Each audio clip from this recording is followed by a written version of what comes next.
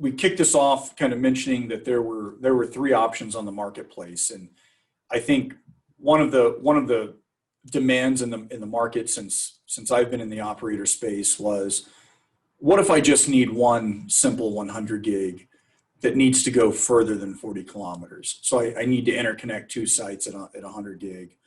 I don't need DWDM necessarily. I just need distance. What's out there? You know, we know that there's a kind of an ER solution to get right around 40 kilometers, but what's out there now to get beyond 40 if you just need a simple kind of single lambda solution that's not DWDM? Yeah, absolutely. So the new QSFP28 100 gig ZR4 solution is new on the market, and this is a gray optic solution. And to your point, John, we're in this current shift or under to getting more bandwidth out to the access network. This is coming at a really opportune time where we can go 100 gig up to 80 kilometers on that gray optic. So if you're moving, increasing your bandwidth out to the edge of the network, you're not going to have the whole long haul redundancy and things like that you need to leverage, multiple wavelengths or multiple connections. You may have a 10 gig connection today.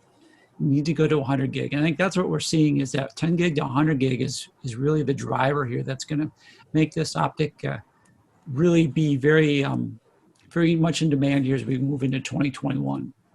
And Ray, when we think about gray optic, just to kind of clarify it for our viewers, this is a traditional single lambda 1310 nanometer over duplex single mode fiber with an LC connector. So literally what an end user might have experienced with a 10 kilometer or 40 kilometer optic is now a drop-in replacement 100 gig 80 kilometer transceiver, correct? Yeah, it's a 100 gig drop in place. If you have a 10 gig ZR today in place and you want to upgrade that to 100 gig, you can drop in a 100 gig ZR4 today and it will upgrade that link. So yeah, it'll be a drop-in upgrade without any additional amplification or anything like that. It should be a direct upgrade.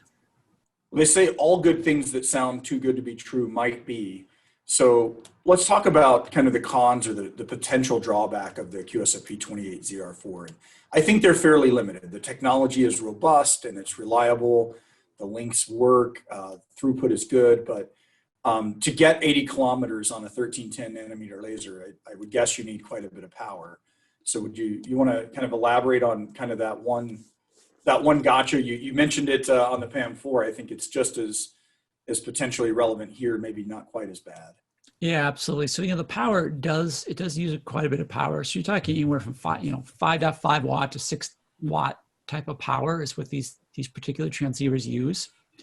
The other, I wouldn't call that gotcha, but the other thing to keep in mind is that it does require FEC on the link to go 80 kilometers. So FEC is required, but considering that FEC is used in nearly whole lot of applications today, it's probably not that big of a deal. But those are the only real gotchas there. I think, other than the fact you can only do one connection, right, over that. But other than that, you're over that fiber pair. But other than that, that comes with the territory with this optic. And Ray, the Prolabs QSFP28 ZR4 is a fairly new product, but my understanding is we're now shipping it in volume into the carrier space, and we're hearing tremendously positive feedback on the simplicity of completing a link upgrade. You mentioned the drop-in from 10 to 100. Yeah, absolutely. So we're shipping it with OEM compatibility today. I think we've got all the major OEMs covered today, Cisco, Juniper, etc. I think there's a couple OEMs out there that, the power doesn't quite work out with, but that's pretty well known in the industry. And, there's other ways to work around that, I suppose. I think the big thing, as you mentioned there, is just, this whole nature of 10 gig to 100 gig. Really, that's what our customers are coming to us for and asking us for. And that's, where this particular, where we're seeing the opportunity here and where it's going to ship in volume.